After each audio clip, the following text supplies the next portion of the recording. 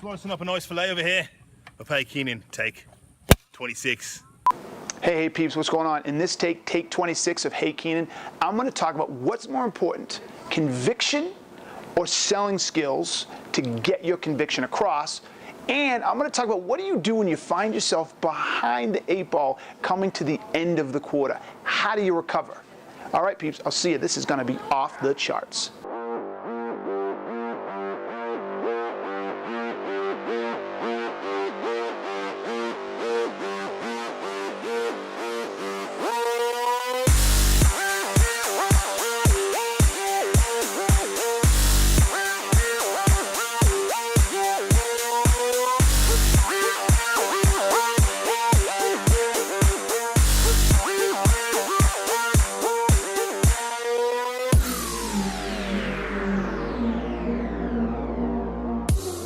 Hey peeps, what's going on? Welcome to Hey Keenan, take 26. Yes, it's been a little bit of time since our last one, a lot of changes. One of the first changes you'll notice, and you notice when it started, is our boy Max is by the water. Max isn't here. That clown up and moved to Florida. I don't know why I allowed it. I don't know why I permitted it. Probably because I like him and he's doing good work and he's selling stuff. But yes, he left Colorado and moved to Florida.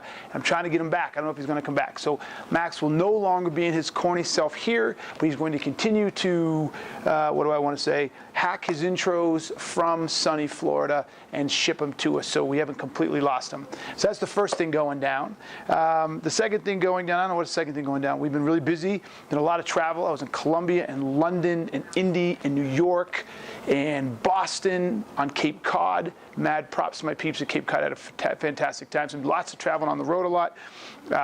So it's been good. It's been super hectic, super busy, but lots of fun.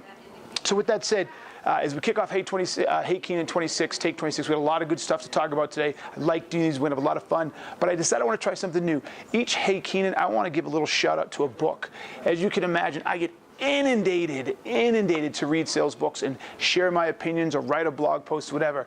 But every once in a while, I get good ones. I actually find the time to read. I know the authors or whatever, so I'm going to give shout outs. So this Hey Keenan shout out goes to my boy Timothy Hughes in Social Selling, right? Techniques to influence buyers and change makers. Pick this up. Social selling is part of the social selling is part of the selling ecosystem now. If you're not doing it, you're just not selling in the 21st century. It's sort of like being a door-to-door salesman in the 40s and 30s and then having a telephone and then not using it. You still won't knock on the door and you don't add telephone to your repertoire. You can't do it anymore, folks. You got to get into social.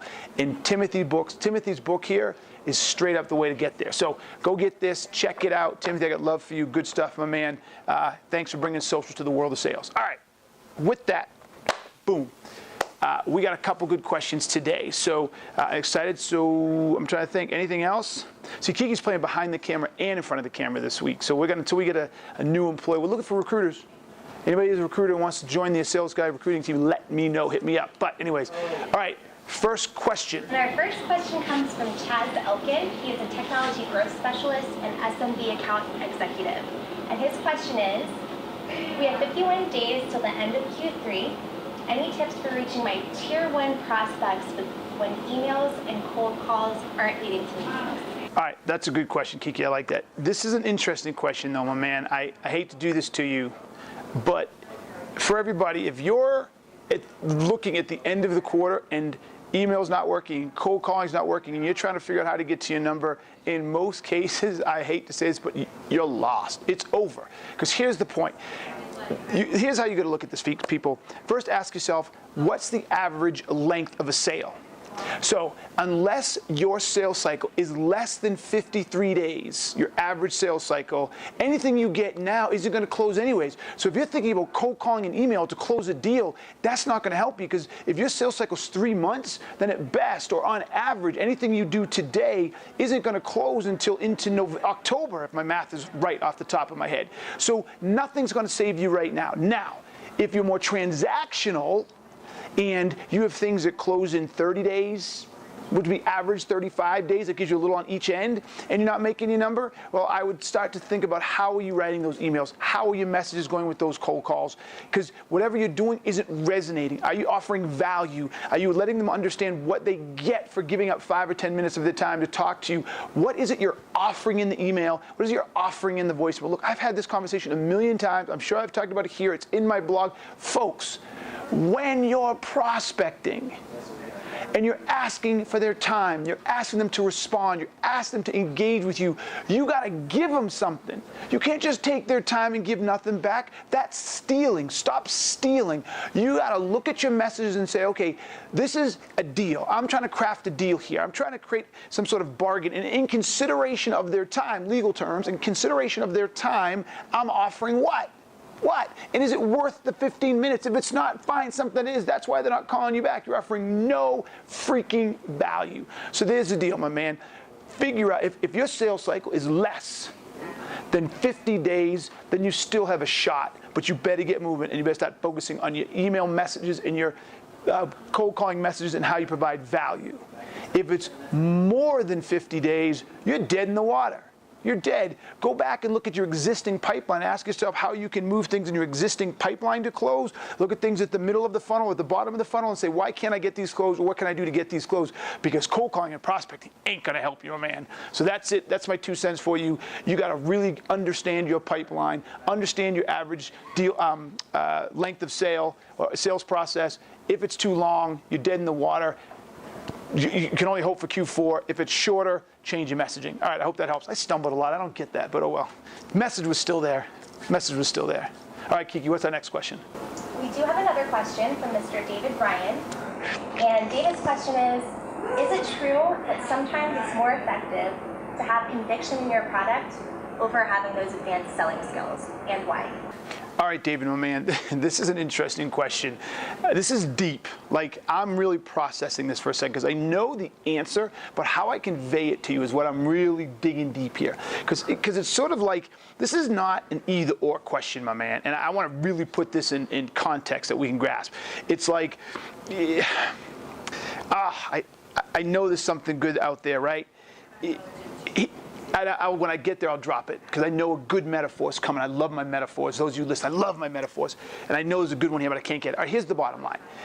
It's neither. It's neither because you had better have passion and you better love what you sell because you have to believe it can deliver, right? Because that's where the passion comes from, right? The passion comes from knowing that what you're selling can make a difference. It's like selling a friend on your best buddy to date or selling someone on an idea that you know can change their life. We have passion for that because we believe in it.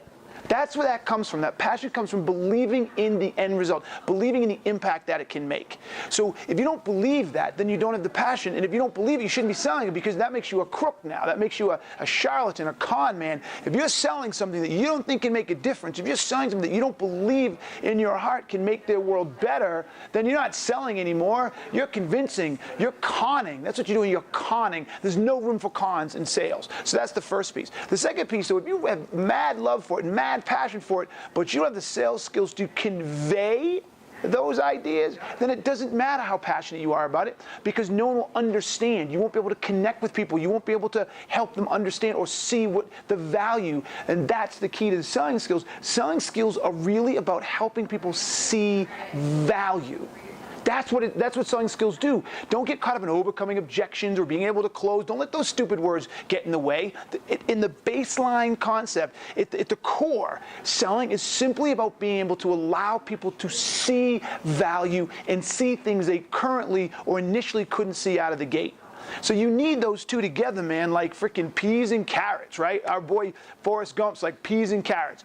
You can't have one without the other. They play on each other. They come together, and without one, you're done. You're hosed. Your ability to really get things done is severely, severely affected. So I hope that helps, man. I can't believe I couldn't come up with a good metaphor. I don't know what my problem is today because there was a good one in there. There was a real good one in there. But that's the bottom line, my man. You can't look for one or the other. Look, I can give you this piece of advice. Work on your sales skills. That's a skill. It's a hard skill. You can learn those. Those can be taught. the passion and the conviction for your product, that is inherent. You can't like fake that. You can't make that up. So find something that you're passionate about, that you have conviction for, that you believe in, and then strengthen your sales skills, which will help you convey the passion you feel inside. The rest will take care of itself. So I hope that helps, my man. Everybody, listen, I think, I think that's it. I guess that's our stuff for the day. This is a kind of funky one, trying to do it with just me and Kiki, but I think we're making progress. Listen, do me a favor. If you're watching this on YouTube, leave a comment. Tell me what you like. Tell me what you don't like. Hit us up with another question. You got a question, you ask it, I'll answer it. Get that done. If you listen to this on iTunes, please give us, rate us on iTunes. Tell us if you like it, you don't like it. We don't care. I just want to know what you think. Get your feedback. We can get better, whatever. And I'm thinking that's it. Until next time, this was Hey Keenan, Take 26. Peace. I'm out. You shout out, I shout back. My take on your questions, you got them, you ask them. Hit me up, hashtag Hey Keenan. We'll rock it out. Until next time, peace. I'm out.